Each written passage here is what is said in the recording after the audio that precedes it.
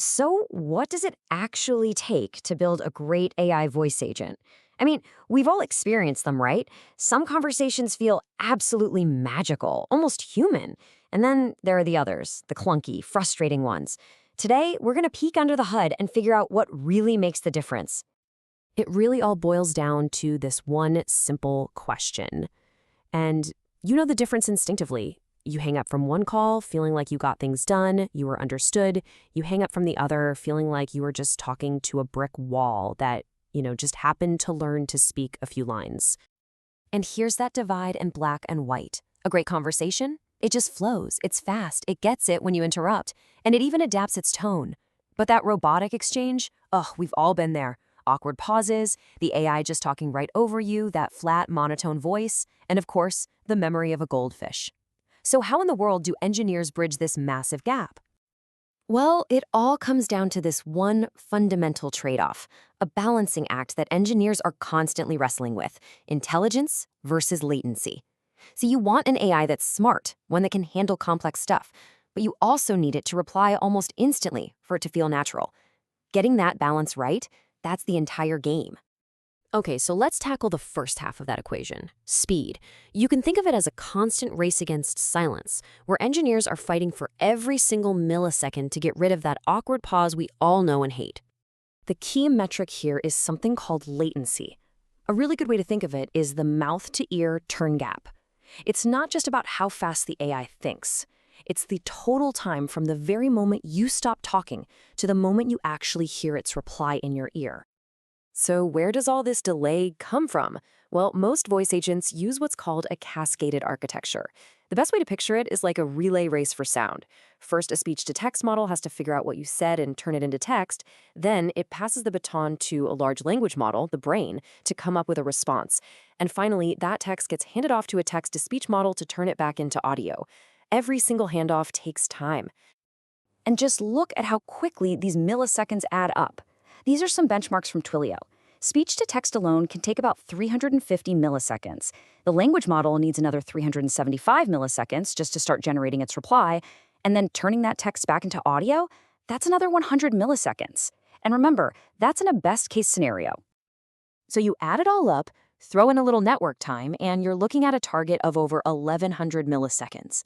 That's more than a full second of dead air. Anything longer than that, and our brains immediately flag the conversation as unnatural and, just clunky. But the progress here is absolutely staggering. I mean, look at this. The original GPT-4 had a voice response time of around 5,400 milliseconds. That's 5.5 seconds. But the new GPT-4o model, it's down to just 320 milliseconds. That is unbelievably close to the average human response time, which is around 210 milliseconds. The gap isn't just shrinking, it's collapsing. Okay, so being fast is one huge piece of the puzzle. But making an AI actually sound human, that's a whole different ballgame. Because it's not just about what it says, it's about the rhythm, the emotion, the whole vibe of how it says it. A really critical part of this is something called turn-taking endpoints. The best way to think of them is as conversational traffic lights. They're what helps the AI figure out when you're done talking so it knows when it's okay to start. This is how you avoid those super frustrating interruptions or those long, awkward silences. And this quote from Retail AI just says it all, doesn't it? When turn-taking works right, it's completely invisible. The conversation just flows. But when it's wrong, it is glaringly obvious, and it's pretty much all you can focus on. So how does it actually work? Well, the simple method is called voice activity detection, or VAD. It basically just listens for a set amount of silence, say 600 milliseconds, and then it just jumps in. But we all know that's not how people talk. We pause mid-sentence to think all the time. The much smarter way is semantic turn detection.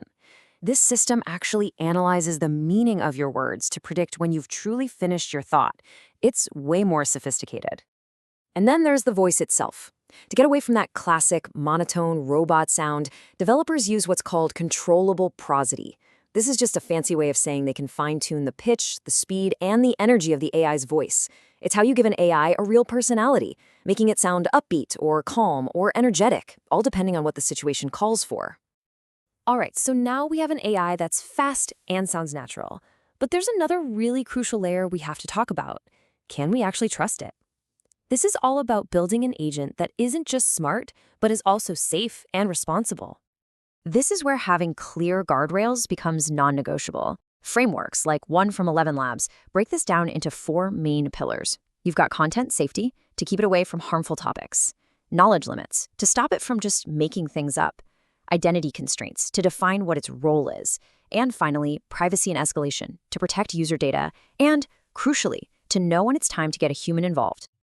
And we're not talking about some abstract, complex thing here. This stuff is often implemented with really simple, direct instructions. A rule as straightforward as, if the user brings up a harmful topic, respond professionally, can literally be the difference between a helpful agent and a complete PR nightmare. So when you put all of these pieces together, the speed, the natural sound, the safety, you start to get a really clear picture of the future.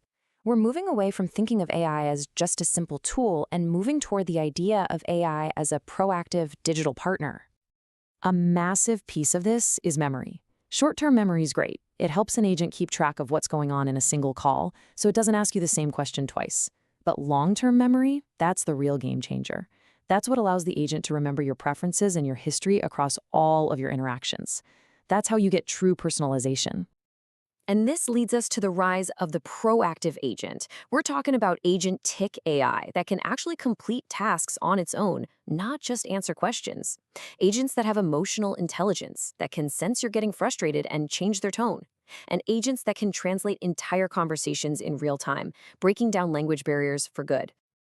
This quote from QuickBlocks just nails it. It really captures this whole shift. AI agents are evolving from things we just use into partners we truly collaborate with. They're becoming our teammates.